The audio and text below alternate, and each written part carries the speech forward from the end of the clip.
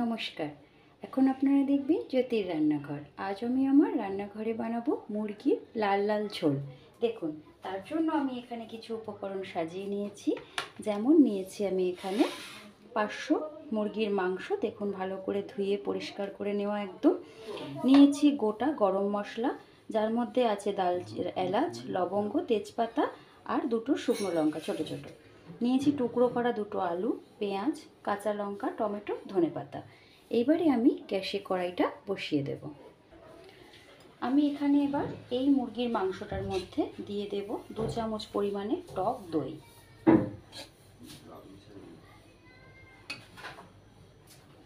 দিয়ে দেব ঠিক এইটুকুনি পরিমাণে আমি সর্ষের তেল।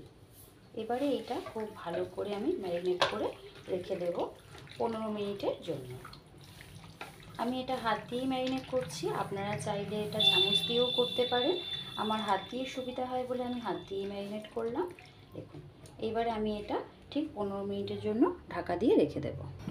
আমি গ্যাসে কড়াইটা বসিয়ে দিয়েছি, তাতে সামান্য পরিমাণেও তেল দিয়েছি। আমি এবার আরেকটু তেল দিয়ে দেব। দেখুন, আমি এখানে ঠিক এইটুকু পরিমাণেই তেলে এটা করব, এর থেকে বেশি তেল আমি দেব না, কেননা টক দইটা দিয়েছি সেই জন্য। তেলটা গরম হওয়া পর্যন্ত আমি একটু অপেক্ষা করব। তেলটা খুব ভালোভাবে গরম হয়ে গেছে। একে একে আমি আলুগুলো ভাজার জন্য দিয়ে দেব। আলুটা আমি ভালো করে ধুয়ে একটু শুকনো কাপড়ে মুছে নিয়েছিলাম বলে দেখুন আলুর গায়ে একটু জল নেই, তাই জন্য তেলটাও আর ছেটকালো না। এবার আলুটা আমি হাই ফ্লেমে লাল লাল করে ভেজে তুলে নেব। দেখুন, সম্পূর্ণ আলুগুলো লাল লাল করে ভাজা হয়ে গেছে। এইবারে আমি এগুলো একে একে সব তুলে নেব। দেখুন, সব ভাজা হয়ে গেছে। এবার আমি এটা তুলব। এই সময় ভালোভাবে তেলটা ঝরিয়ে একটু তুলতে হবে, আর গ্যাসের ফ্লেমটা অবশ্যই একটু কমিয়ে রাখবেন। এইবারে এই একই তেলের মধ্যে আমি একে একে এই ফোড়নগুলো সব দিয়ে দেব। এখানে আছে তেজপাতা, গোটা গরম মশলা, শুকনো লঙ্কা।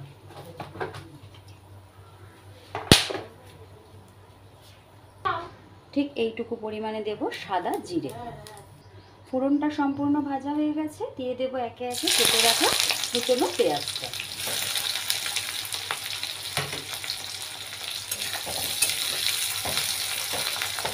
দেখুন, পেঁয়াজটা ভাজার সময় আমি কিছু এখানে ব্যবহার করব না।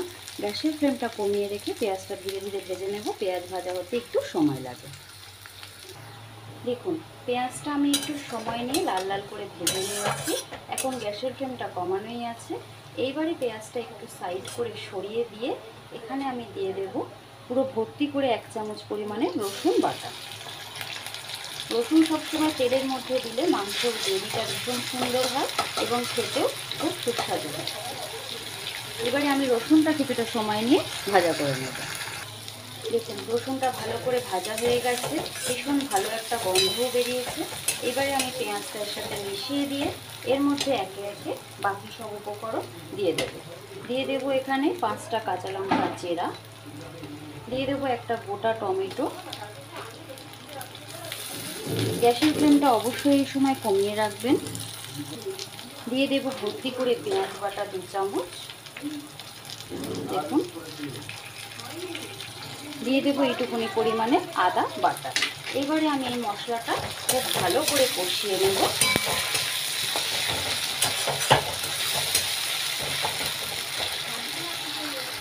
দিয়ে দেব স্বাদ অনুসারে নুন।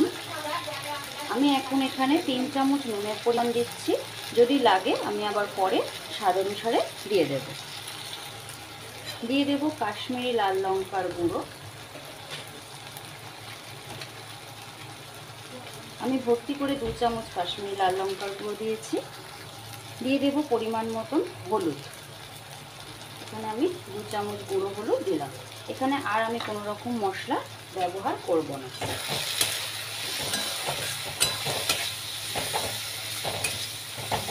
এবার খুব ভালো করে মশলাটা একটু সময় নিয়ে কষিয়ে নিতে হবে, যাতে মশলার থেকে সম্পূর্ণ তেলটা ছেড়ে যায় এবং কাঁচা গন্ধটা চলে যায়।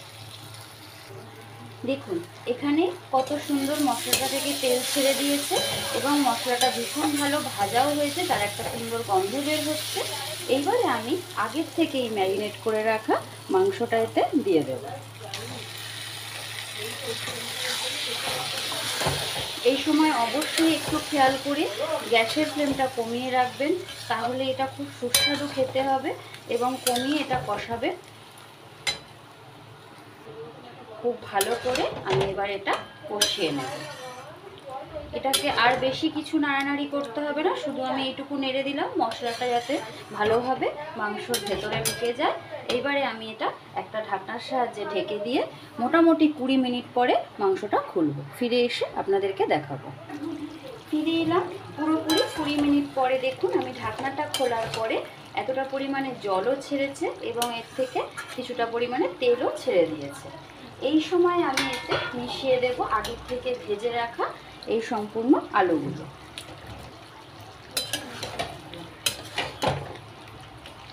এই মাংসটা ভীষণ তাড়াতাড়ি হয়ে যায় এবং আপনাকে অনেকক্ষণ ধরে গ্যাসের সামনে বা উনুনের সামনে আপনি যাতেই রান্না করবেন দাঁড়িয়ে থাকতে হবে না। এই গরমে আমরা সকলেই চাই বেশ একটু হেলদিও হবে খাবার এবং সুস্বাদুও হবে, চুপ চটজলদি রান্না হয়ে যাবে সেই রকম কিছু করতে। তো এই মুরগির মাংসটা অল্প তেল মশলায় ভীষণ তাড়াতাড়ি হয়ে যায়। এবার আমি আরও কিছুক্ষণের জন্য এটা ঢাকা দিয়ে কষিয়ে নেব। এই মাংসটাতে আমি কোনো রকম গুঁড়ো লঙ্কা, শুধুমাত্র কাশ্মীরি লঙ্কা গুঁড়োটাই ব্যবহার করেছি। আর ঝালের জন্য আমি এটা কাঁচা লঙ্কাতেই করেছি, কেননা গরমের দিনে যতটা পারবো আমরা একটু কম তেল মশলা খাবো এবং ভীষণ সুস্বাদুও খেতে হয়েছে এটা। আমি একটু ঝোলটা টেস্ট করে দেখেছিলাম। এইবারে দেখুন এটার গন্ধটাও ভীষণ ভালো বেরিয়েছে, কষানো মোটামুটি হয়েই গেছে। আপনারা অনেকেই অনেক দূর দূর থেকে আমার ভিডিও দেখেন এবং আমাকে খুব ভালোবাসাও দিচ্ছেন, আমার চ্যানেলটিকে সাপোর্ট করছেন, যা আমার ভীষণ ভালো লাগে। তার জন্য আমি আপনাদের কাছে অসংখ্য পরিমাণে ধন্যবাদ এবং কৃতজ্ঞ থাকব। এবার আমার এই মাংস রান্নাটা যদি আপনাদের ভালো লাগে তো অবশ্যই আমাকে একটু লাইক করে সাবস্ক্রাইব করবেন এবং আমার